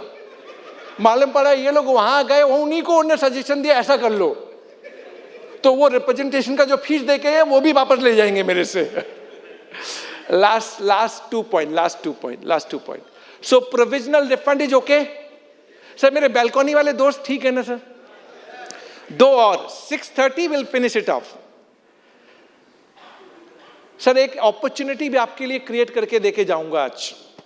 आप चाहते हैं ना बिमल जी कुछ हमको नया काम देके जाएं, आप मुझे कुछ दें ना दें मेरे डोनेशन बॉक्स में कोई फर्क नहीं है। ध्यान से सुनिएगा, जो दे के जाऊंगा उस पर आगे की प्रैक्टिस बहुत आपकी इवॉल्व होने वाली है, तो क्या है वो बता के जाऊंगा। अब मैंने सोचा ना, मैंने भी सोचा बहुत, अब मैं ऑफिस में बोलता भी हूं कि मुझे इनकम टैक्स एक्ट 2025 पढ़ना है। हम लोग सब स्पेशलाइज हो गए हैं, मुझसे आप जीएसटी का कहीं से कुछ भी पूछिए, इनकम टैक्स के बता तो दूंगा, लेकिन आप स्पेशलाइज क्वेश्चन करेंगे तो चैलेंज हो सकता है। मेरे को है चैलेंज, मान लेना। सी हम नहीं मास्टर बन सकते, we can not be jack of all, we can not be master of all jack. अब हम जो प्रैक्टिस कर रहे हैं ना, हमारे माइंड में अगर ये डेवलप हो गया है ना कि क्लाइंट भाग जाएगा, नहीं करके देना पड़ेगा, सर छोड़ दीजिए। कान का डॉक्टर नाक नहीं देखता और नाक का डॉक्टर आंख नहीं देखता, जाके देखिए आप। और हमको सब सॉल्व करना है। अरे बनाइए ना नेटवर्किंग, जीएसटी का तो बिमल जी को दे दीजिए। नहीं मैंने तो नाम ही बोला है भैया, मुझे मत दो, लेकिन आपके बगल में कोई बिमल बैठा है उसको दे दो। And that's what networking need to be developed. We need to be specialised. एक एरिया में आप होइए, एक एरिया में दूसरा होगा, और मिलके एक ही विंडो से सारी सर्विस। अब वो जमाना गया कि आप रात के 1-1, 2-2 बजे तक इनकम टैक्स भी पढ़ रहे हैं। सर वो पैशन ना ब्लड के अंदर तब आता जब आप day in day out A to Z, जब आप बिमल से पूछेंगे बिमल इस सेक्शन में क्या है, इस सेक्शन में क्या है, और आप आंसर दे रहे हैं, then it means you are practising. That is promoted by our honourable prime minister also. So nevertheless मैं एक नेटवर्किंग दूसरा networking is not the answer, मैं कुछ और देने वाला हूं, पर 2 चीज सुन लीजिए फिर देने वाला हूं मैं आपको। चौथा, इनका सिंप्लीफाइड रजिस्ट्रेशन स्कीम इंट्रोड्यूस करेंगे, जो बजट में कोई चेंज नहीं था, but it was recommendation of 56 GST council meeting. उसमें उन्होंने क्या किया, उन्होंने पहला अनाउंसमेंट किया कि जो भी स्मॉल टैक्स पेयर है जिसकी monthly liability less than 2.5 lakh rupees है, उसको 3 वर्किंग डे में रजिस्ट्रेशन मिलेगा। M I right? मिल रहा है आप लोगों को?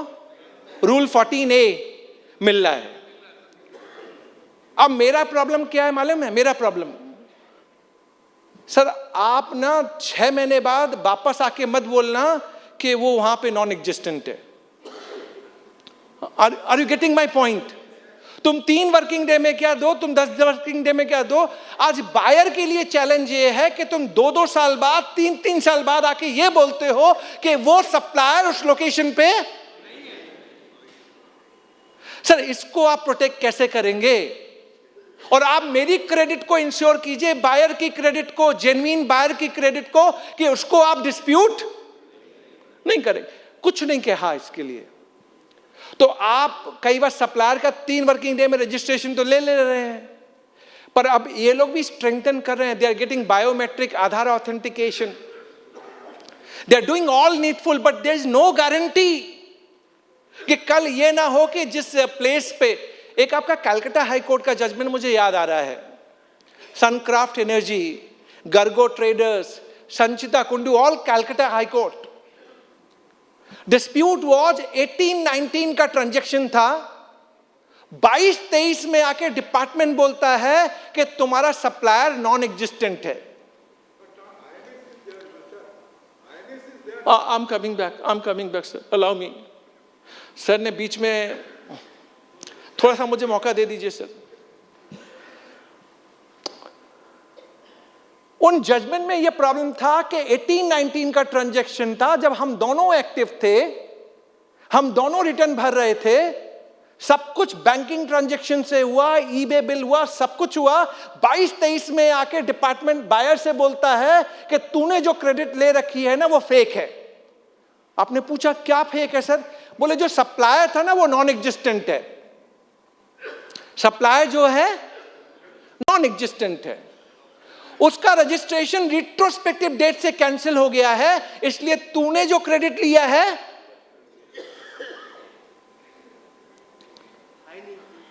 M I clear sir? एक क्लाइंट आपका कैलकाटा का मेरे पास दिल्ली पहुंच गया, जीएसटी में आप मुझे नहीं रोक सकते और मैं भी आपको नहीं रोक सकता। इवन यहां बैठ के आप pan India Kashmir to Kanyakumari serve कर सकते हैं। I can't stop and you can't stop me, even though आप मुझे यहां सुने या ना सुने। क्लाइंट पहुंच गया, उसके पास एक नोटिस आया, सर डिपार्टमेंट ये कह रहा है कि क्यों ना तेरा रजिस्ट्रेशन कैंसिल कर दिया जाए, क्योंकि तूने जो रजिस्ट्रेशन लिया है वो बाय मींस ऑफ फ्रॉड लिया है। क्लाइंट कैलकाटा से जब पहुंचा तो मैंने पूछा क्या चाहते हो भैया मेरे से? बोला सर कैसे सॉल्व करना है? तो मैंने उससे 2 क्वेश्चन पहले पूछे। पहला क्वेश्चन, तूने रजिस्ट्रेशन कब लिया? सर फरवरी 18 में रजिस्ट्रेशन लिया। नोटिस की डेट थी 16 मई 2023, 16 मई 2023। फिर मैंने पूछा तुमने अपने सारे रिटर्न भरे हैं क्या? बोले सर सब लेके आया हूं पीछे, यानी उसने सारे रिटर्न भरे हैं। अब मैंने उससे अपने इंपॉर्टेंट क्वेश्चन पूछा जो एज ए प्रैक्टिसिंग आपको भी पूछना चाहिए। तुम मुझसे क्या करवाना चाहते हो? सर इसका कैसे सॉल्व करें? तो मैंने बोला तुमको शॉर्ट सर्विस चाहिए या लॉन्ग सर्विस चाहिए? क्या चाहिए? शॉर्ट या, आप समझते हैं ना? उसको समझ में आ गया। लॉन्ग बोलते ही वो मुझसे बोलता है बिमल जी बहुत भरोसा करके, ये पहले बोले रहने दीजिए, एक कलकत्ता वाला है बदलेगा नहीं, अरे तू आके हमारा हल्दीराम वाला समोसा खा। सर मैं आपको इसीलिए सुना रहा हूं।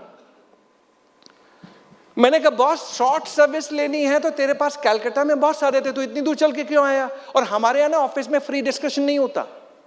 मैंने कई बार आप लोगों से कहा है आई चार्ज मनी, अगर ऑफिस में आपने आना है तो आई चार्ज मनी, लेकिन यहां अगर कुछ बोलना है तो बिंदास बोलता हूं।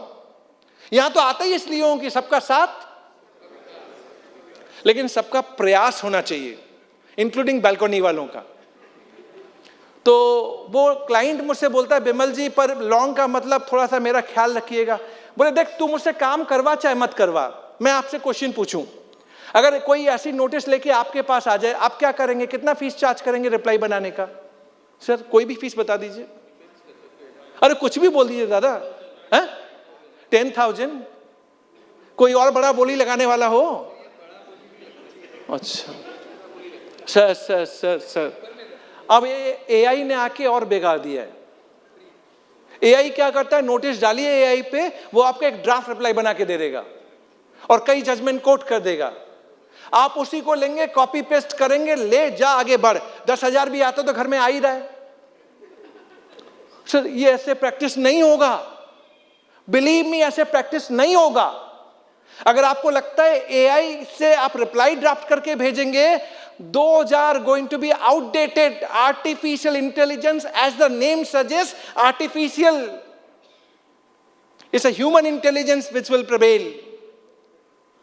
मैंने उससे बोला बॉस तू मुझसे काम करवा चाहे मत करवा, एक चीज सुन के जा, तू कुछ भी रिप्लाई कर, अब तेरा रजिस्ट्रेशन कैंसिल होगा और वो भी रिट्रोस्पेक्टिव डेट से होगा। और उसके बाद ये डिपार्टमेंट सभी बायर के पास जाएगा, तेरे जितने भी बायर हैं, और उनसे कहेगा कि तुमने जो बिमल से माल खरीदा है ना वो सारा फेक क्रेडिट है। और तेरे बायर तेरे पास आएंगे, बोलेंगे बिमल जी आप भी ऐसे, और तेरा कोई दोस्त नहीं होगा और तू भागते फिरना। सर हो रहा है ना? सर हो रहा है नहीं हो रहा? पैन इंडिया हो रहा है। और मैंने पूछा तेरी टर्नओवर कितनी? बोले सर 250 करोड़ रुपया। मैं तू चाहता क्या है? बोले सर 1 महीने के अंदर मेरा रजिस्ट्रेशन कैंसिल्ड होगा, रिट्रोस्पेक्टिव होगा, जो भी आपने कहा बोल दीजिए, पर 1 महीने में फिर से मैं अलाइव हो जाना चाहता हूं। कैसे करेंगे आप देखिए, आपको लॉन्ग लेना है लॉन्ग लीजिए। That's the expectation of a client today. वो 10-15 हजार की सर्विस नहीं देख रहा, आप उसको क्या दे सकते हैं। मैंने उसे बोला योर चैलेंज टेकन, 1 महीने में तेरा रजिस्ट्रेशन एक्टिव करा के दूंगा। कैंसिल तो होगा तेरा, लेकिन 1 महीने में एक्टिव करा के दूंगा। मैंने 1 पेज का रिप्लाई बनाया सर, और लॉन्ग सर्विस थी तो फीस लास्ट में बताऊंगा। हाँ, फीस लास्ट में, वो 10,000 15,000 में आप स्ट्रगल कर रहे हैं। 1 पेज का रिप्लाई बनाया, और इस 1 पेज के रिप्लाई में मैंने पहला पैराग्राफ ये लिखा, सर आप इतना बड़ा एलिगेशन लगा रहे हैं कि मैंने registration by means of fraud लिया, कम से कम मुझे ये बता तो दो basis and reason of the allegation made. Just आप एलिगेशन लगाएंगे कि मैंने फ्रॉड किया है, will not work. Supreme court का जजमेंट है, Vrindavan beverages limited, so cause notice must be speaking one. सिर्फ चोरी, अरे बोल तो सही मैंने कैसे चोरी की, कब की, कहां की, किसके ऊपर की। सो मैं, और हम लोग क्या करते हैं, हम अपने से आंसर देना चालू कर देते, जबकि मुझसे पूछा नहीं गया। Point number 1। Point number 2, sir कुछ भी डिसाइड करें तो मुझे एक opportunity of being heard they दीजिएगा। 23 मई 23 रिप्लाई सबमिटेड।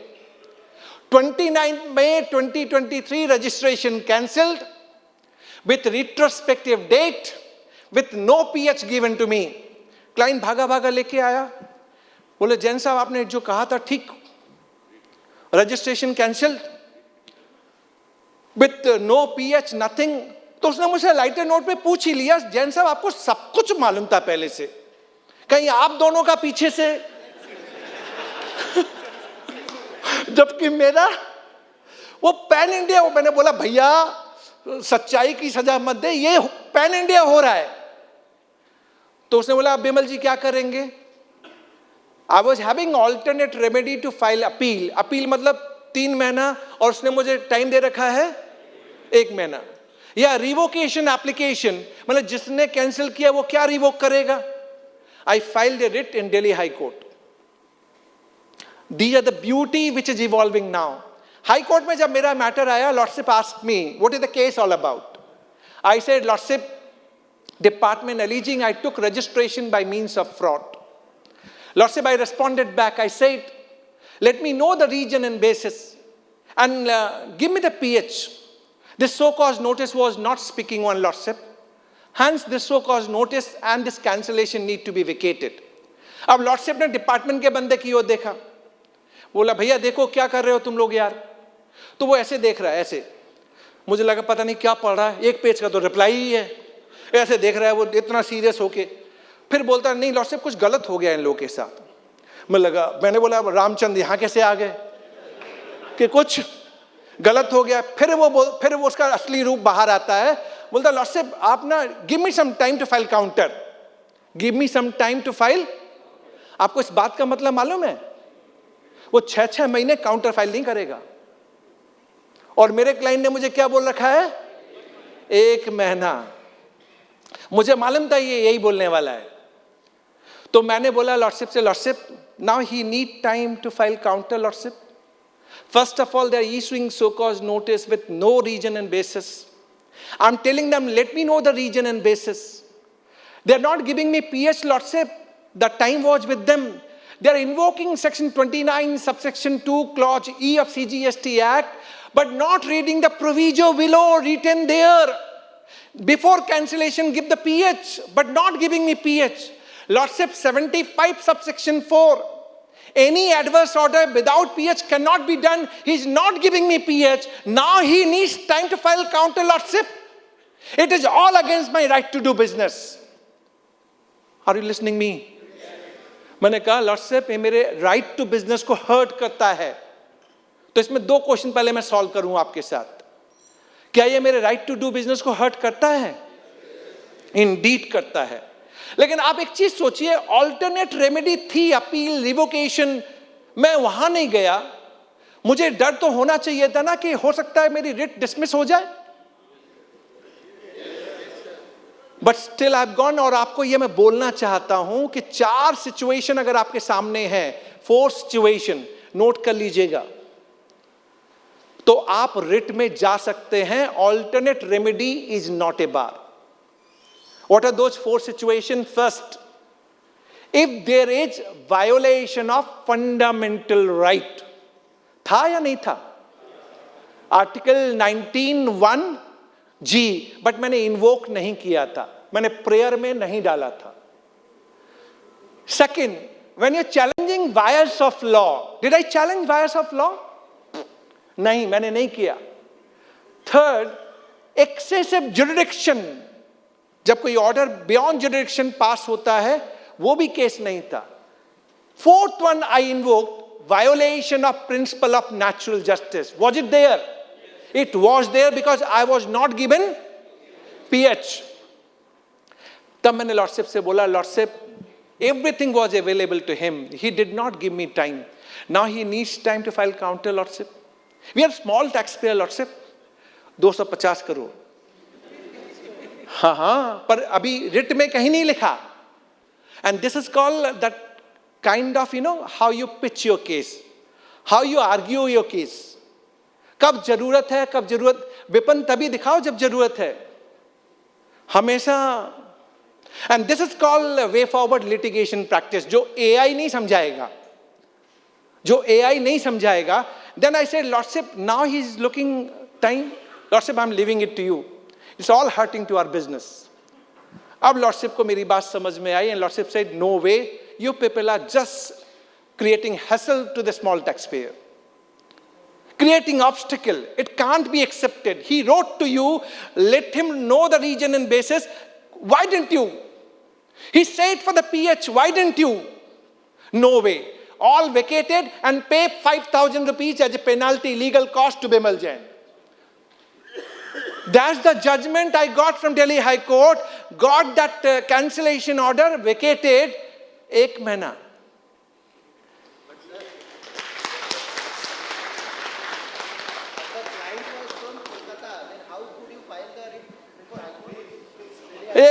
एक मिनट, ये दादा को ना समझ में नहीं आया, कश्मीर टू कन्याकुमारी, उसका दिल्ली में भी रजिस्ट्रेशन था। अरे भैया, कैलकाटा का क्लाइंट था, ये ना पक्का डिपार्टमेंट का बंदा है, पक्का डिपार्टमेंट का बंदा है। मैंने कैलकाटा का 26 रजिस्ट्रेशन नहीं हो सकता क्या? अरे ठीक, ये भैया तो अपने चेहरा दिखा सबको। अकेले सो, हाँ दादा, कहाँ पे? अरे सर, कहाँ पे देख तो लूं आपको। हाँ, कहाँ? हाँ sir, okay sir, okay sir.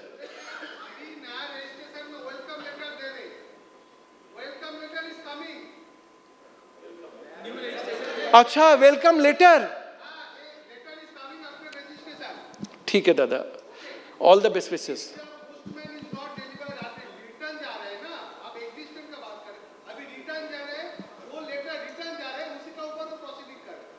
सी सर क्या आपका दर्द समझता हूं। I know. Coming back to the closure part of it, otherwise आप बोलेंगे बिमल जी 6:30 बोले, ये तो ऑलरेडी 6:35 कर दिए। सर 10 मिनट और। दादा बोले ना आईएमएस बोले ना, आईएमएस में तो अब आपको इनवॉइस पे मेरा इनवॉइस आईएमएस डैशबोर्ड पे दिखता है। आई आस्किंग हिम, दादा, आईएमएस वाले दादा, ओह गॉन, वो आईएमएस डैशबोर्ड देखने चले गए। बैक, ठीक है सर, इसको खत्म करते हैं। Simplified registration scheme. मान लीजिए मैं स्मॉल सप्लायर हूं, ई कॉमर्स ऑपरेटर के जरिए सप्लाई करता हूं पैन इंडिया। अब प्रॉब्लम यह है कि अगर मैं डिफरेंट स्टेट में सप्लाई करता हूं तो मुझे हर स्टेट में रजिस्ट्रेशन लेना पड़ेगा। अब स्मॉल सप्लायर बोलता है कि कैसे पॉसिबल है मेरे लिए कि मैं 28 या 31 स्टेट में रजिस्ट्रेशन लूं, वहां पे रिटर्न फाइल करूं, तो 56 GST Council meeting, they have made the recommendation that he need not require.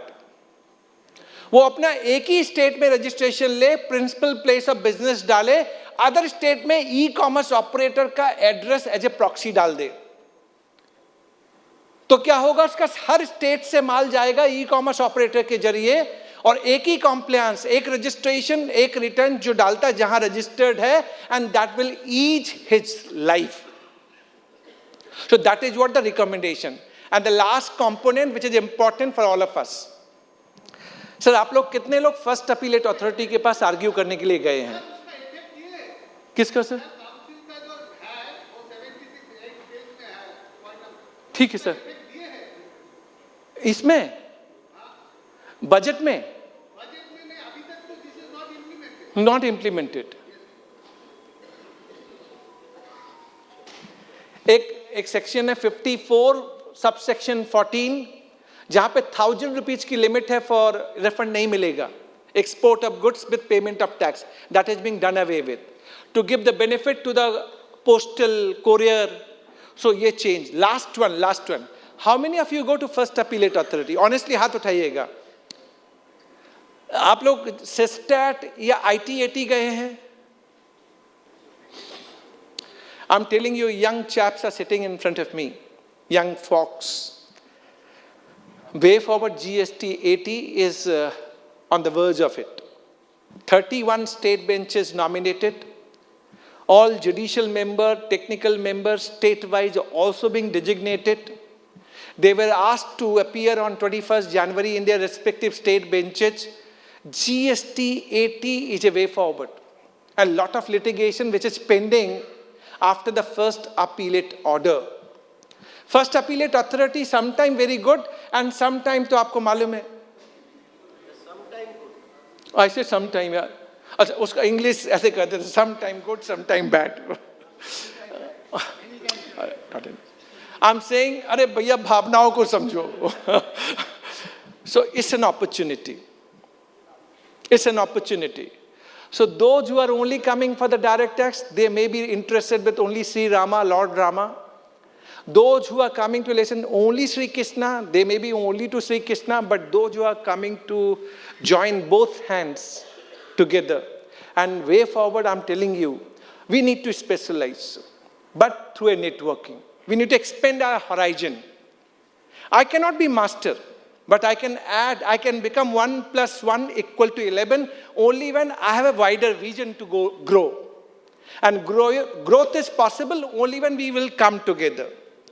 So मेरा objective आपके सामने ये है कि way forward GST is a lot of opportunity, but without AI to be used to the extent you can supervise and control. AI should not be on your top, rather within your grips, within your hands. So I thought of Union Budget 2026. अब दो बातें पूछ के मैं close करूँगा. Union Budget 2026 में भी 4-5 changes थे. मैं चाहता तो 5 मिनट में खत्म कर सकता था, लेकिन फिर भी मैंने 1.5 घंटे का deliberation आपके सामने. I could have extended to 3 hours, 4 hours. But I did it only 1 hour 30 minutes, only to explain what is the repercussion of this change. How it is affecting day in, day out, past versus today and way forward. So objective is to learn in a better way. So आप कभी ऊपर में provision देखें ना, you have to go back, check. Copy paste से काम नहीं चलेगा. So I wish each one of you a great success in GST and direct tax, but thanking each one of you for listening to me. Thank you very much. Thank you. Thank you. Thank you. Thank you. Thank you. सब भाग गया. हाँ जी.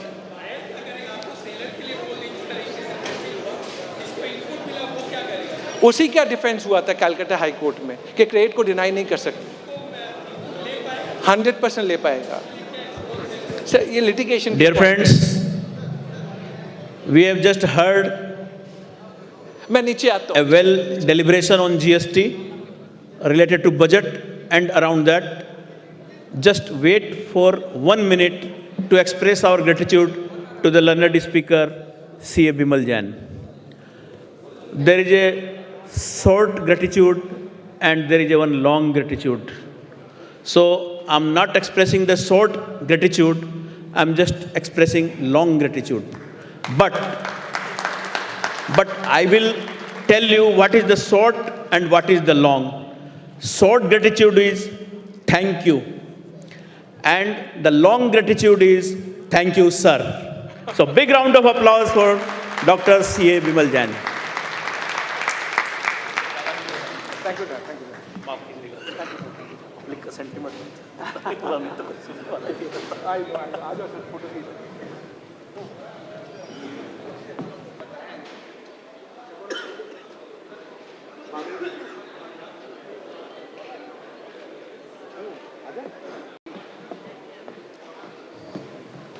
Those who want their photos with C.A. Bimal Jain, please join us on the dais.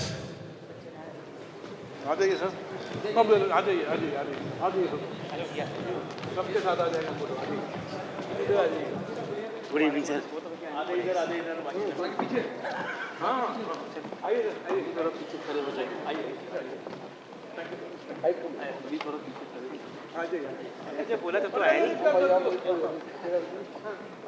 थोड़ा flat हो जाए ना, थोड़ा flat हो जाए, फ्लैट हमारे फोटो लंबा फोटो लोग तो पोजीशन ले रहा है। पीछे में चले जान, पीछे चले अच्छे थोड़ा सा और एक्सपेंड कर। कौन फोटो ले? अरे तो वापस देखिए मेरा कितना अच्छा जा रहा, पीछे कितना पीछे जाएगा। तो वो चेयर पे लंबा